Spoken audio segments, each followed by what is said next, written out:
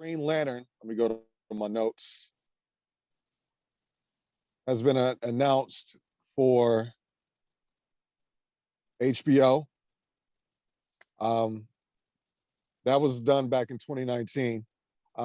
Finn Whitrock has been announced as the lead. He's going to be playing Guy Gardner, the Green Lantern Guy Gardner, to the comic book guys out there.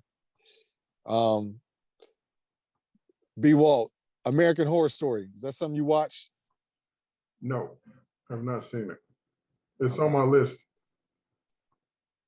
Yeah, Finn is from there. He's done, looks like 7 seasons of American Horror Story. And coincidentally, that character's name was Harry Gardner, which is not spelled like Guy Gardner, but they're both played by Finn. So, yeah. I got a bunch of notes here, but it's going to be produced by the people that done the Arrowverse. So you got Flash people working on it, Arrow CW people working on it. So that tells me what type of show it's going to be.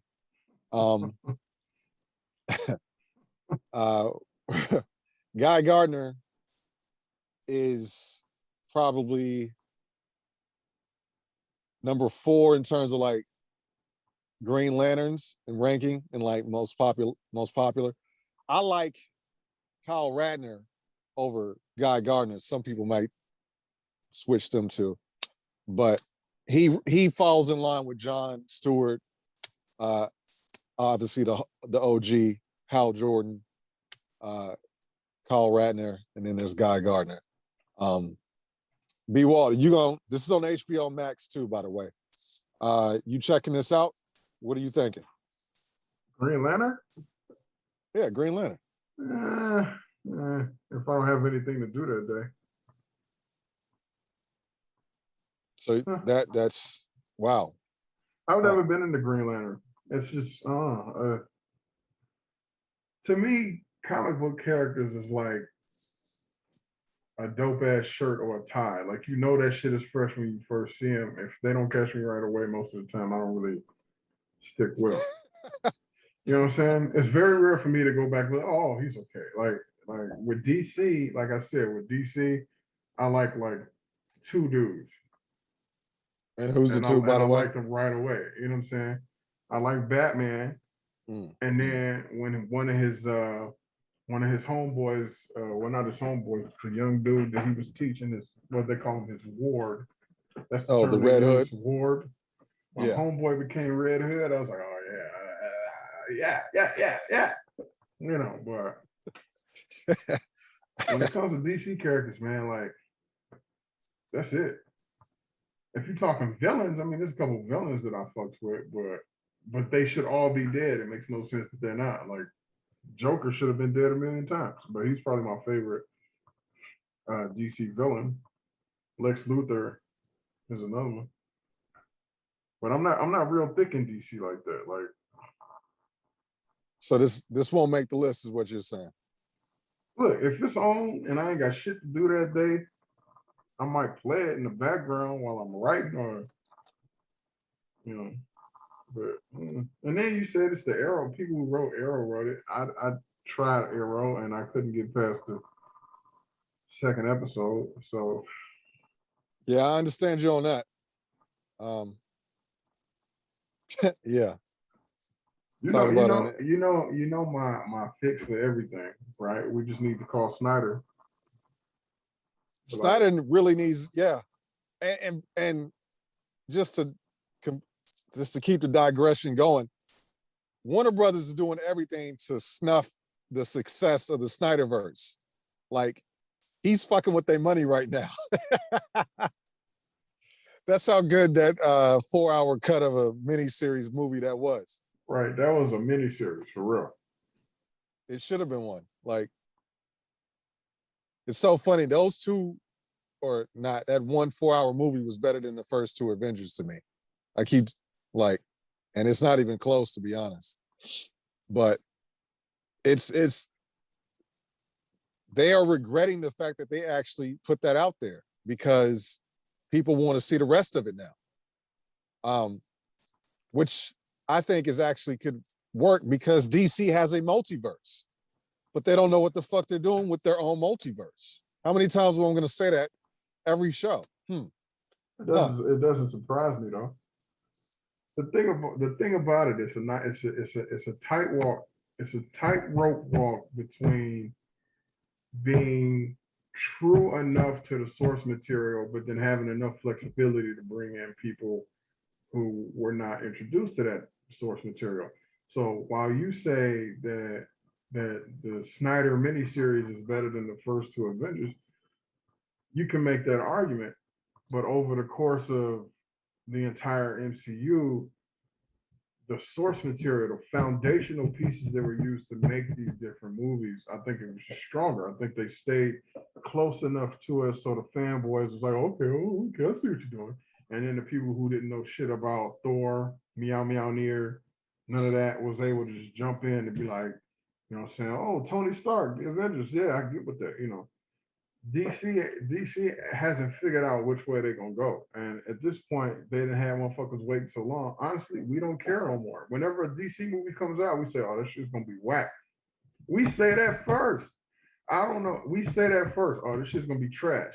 Yep. When a Marvel film comes out, even if you haven't seen it, you're like, oh, I'm gonna watch that shit. I'm gonna watch it, and then it turns out that it may not be the greatest, like Captain Marvel, right? But we're more, I guess we're more apt to giving them a shot because of what they've already created as far as an entire universe is concerned. Whereas with DC, all they have right now, okay, all DC has right now is, and this don't really even count, but let's just give them a little bit of credit over the history of our lives. All they have right now is the animated shit, which is amazing. But when you're talking about live shit, all they have is the Christian Bale Batman, Michael Keaton Batman, Joker, if it falls into the DCU. And that's on a technicality, but yeah. On a technicality, right? And then the Snyder miniseries. That's it. Four fucking pieces of work. They had a bad night. They're 4 out of 27. Yo. They looking like the Houston Rockets in the playoffs and shit. Just chuck them up. We'll hit one of them. You know how like those one of those AI nights, he go like 8 for 30, but he'd have like 42 points. And you're like, how did this? What? What are you? How many times he go to the free throw line? 17 for 17. Right. Yeah, that's the situation. It's I mean, I get it. And the funny thing is that it's even smart the fact that they're doing it with Guy Gardner, even though the series is actually it said the series itself is gonna span like decades and going back to even the first Green Lantern.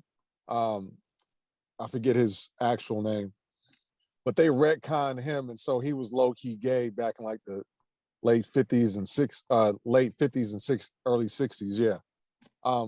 But it'll do some time travel, but they're still doing their Green Lantern movie, which I don't think they've determined, or at least I haven't heard it, which Green Lantern they're going to go forward with. They already fucked up Hal Jordan with Ryan Reynolds.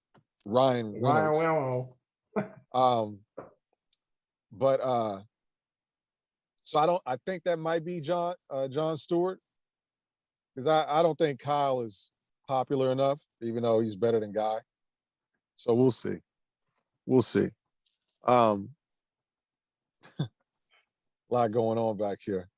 COVID is leaving us because the parking lot is full. I mean, I'm gonna check it out because it's on my favorite streaming app, HBO Max. And I'm never watching Mortal Kombat again.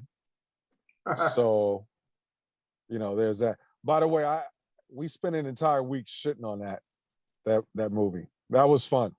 That movie was ass, bro. That movie was, I don't know what was, it's like Yasuke and that movie were competing for shittiest of the year. And we're in the middle of May.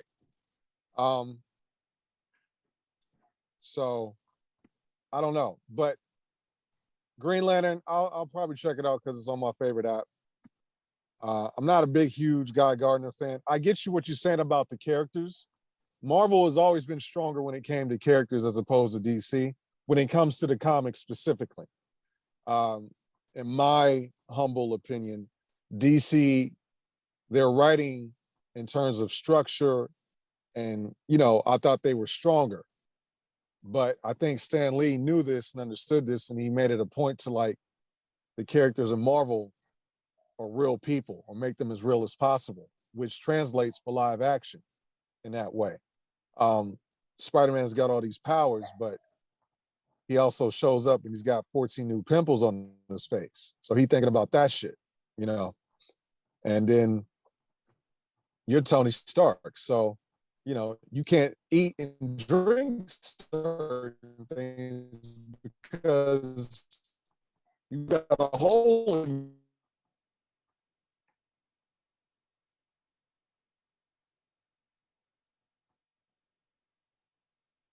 You just went dark. I can't hear nothing you saying now.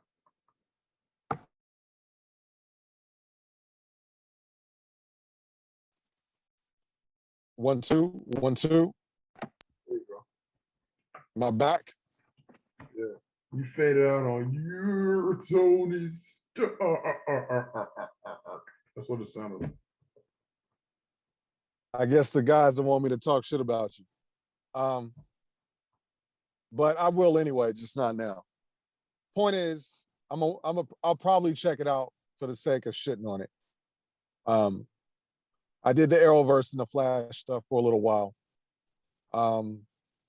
Couple seasons were good. Most of them were bad.